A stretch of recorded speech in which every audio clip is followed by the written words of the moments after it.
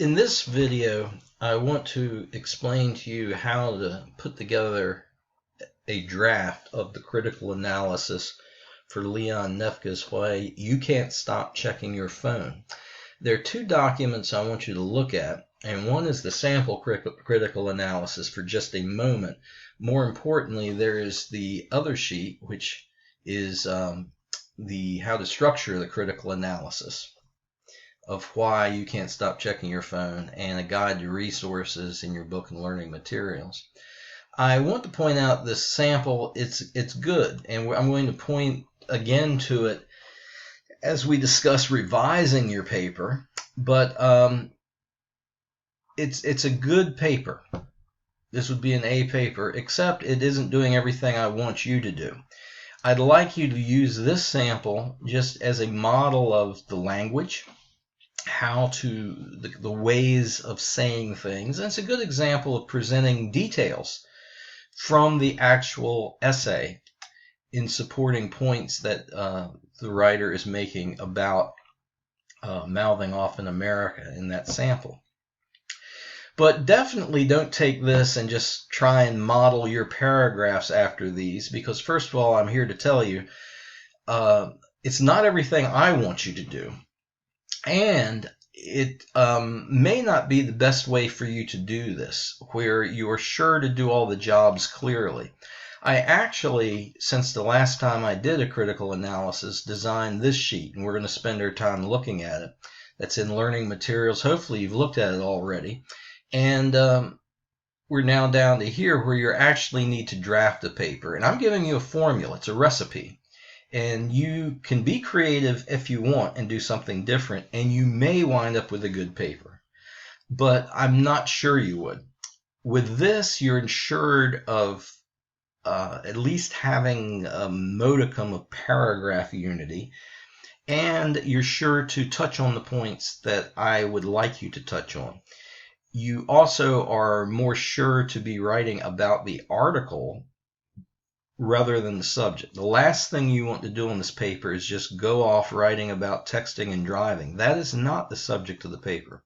The subject of the paper is the essay, Why You Can't Stop Checking Your Phone by Leon Nefka.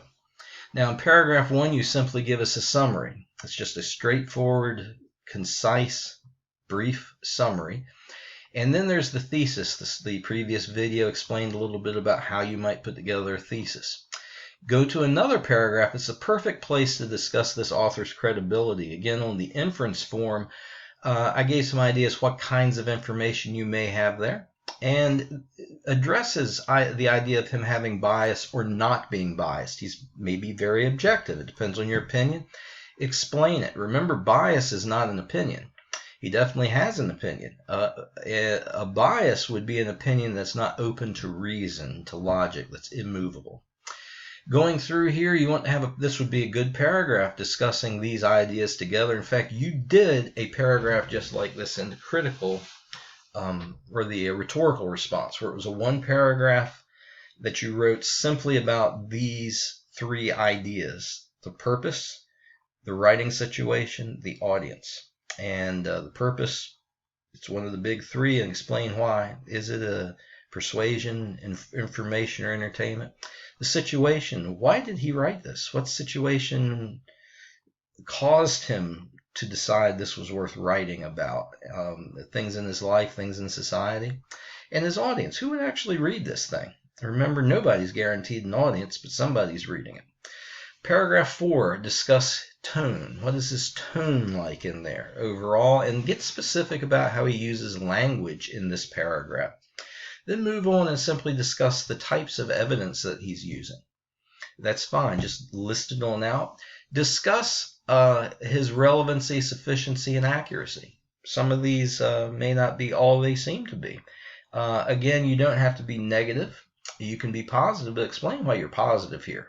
Explain why you're positive. In logic, you want to examine, are there maybe not fallacies, but weaknesses that are, again, some of the big ones tend to be hasty generalization.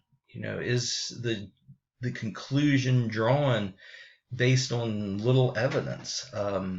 And I discussed a few of these ideas in the evidence evaluation form. And so hopefully I gave you a few ideas where to go with it.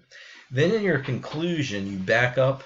Instead of looking at the little details through analysis you pulled apart and examined, instead you're going to have one good paragraph where you're going to give us an overview closure where you present overall the strengths and weaknesses of the essay. Please don't ramble on. It is what you would consider a summary conclusion. It might be different from the one you did in the last paper, and that's totally fine. But remember, with a summary conclusion, you don't need to restate everything. You sum it up. You don't need to be detailed in this conclusion because I don't have amnesia. In the other paragraphs, there should be more minor detail in the conclusion. That's more of a global closing of the whole paper. So keep that in mind. And you also need to consider somewhere in there you need to present a piece of information from the social media really exists. And I have a separate video just so you can find it easily if you get baffled and confused about documenting your paper in APA format. So tune into that, and that's all I have to say about this. Bye.